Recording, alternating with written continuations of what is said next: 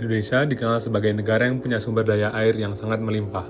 Curah hujan yang tinggi dan banyaknya sungai membuat Indonesia memiliki potensi air yang besar. Tapi di balik itu, Indonesia juga sering mengalami berbagai permasalahan sumber daya air. Salah satunya adalah banjir di Jakarta. Hampir setiap musim hujan, beberapa wilayah di Jakarta mengalami banjir yang cukup parah. Banjir ini sering menyebabkan jalanan macet, rumah warga terendam, aktivitas masyarakat terganggu, bahkan menimbulkan kerugian ekonomi yang besar. Penyebab banjir di Jakarta sebenarnya bukan cuma karena hujan deras. Ada banyak faktor lain yang ikut memperparah kondisi banjir, seperti drainase yang kurang baik, sampah yang menumpuk di sungai, pendangkalan sungai akibat sedimentasi, dan juga semakin berkurangnya daerah serapan air karena pembangunan yang terus meningkat. Kerusakan daerah aliran sungai atau das juga menjadi salah satu penyebab utama banjir.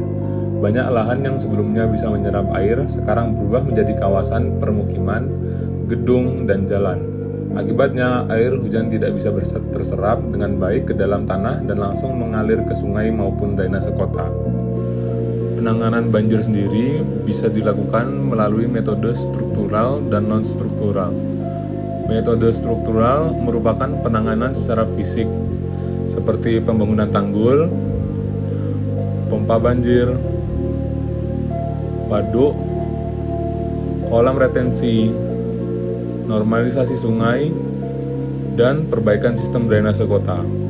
Sedangkan metode non-struktural dilakukan melalui upaya pencegahan dan pengelolaan seperti sistem peringatan dini, edukasi masyarakat, pengawasan penggunaan lahan, dan penetapan kawasan rawan banjir. Dalam pengelolaan sumber daya air juga diperlukan peran pemerintah dan instansi terkait untuk melakukan pengawasan sungai, pengendalian banjir, serta pemeliharaan aluran air. Operasi dan pemeliharaan saluran primer, sekunder, dan tersier juga punya peran yang sangat penting. Saluran yang tidak dirawat dengan baik bisa tersumbat oleh sampah dan sedimen sehingga membuat banjir semakin parah. Penanggulangan banjir dapat dilakukan dalam 3 tahap, yaitu sebelum banjir terjadi, saat banjir terjadi, dan setelah banjir terjadi. Sebelum banjir terjadi, upaya yang bisa dilakukan antara lain menjaga kebersihan sungai, memperbaiki drainase, memperbanyak daerah resapan air, melakukan penghijauan, dan normalisasi sungai. Saat banjir terjadi, diperlukan kerjasama antara masyarakat dan pemerintah dalam proses evakuasi, penyelamatan korban, hingga penyediaan tempat pengungsian.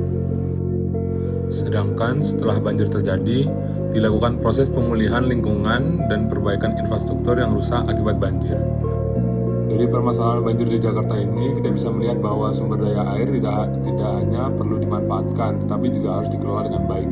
Karena kalau pengelolaan kurang baik, potensi air yang besar justru bisa berubah menjadi bencana bagi masyarakat dan lingkungan. Mungkin cukup sekian, saya Zaki Maulana.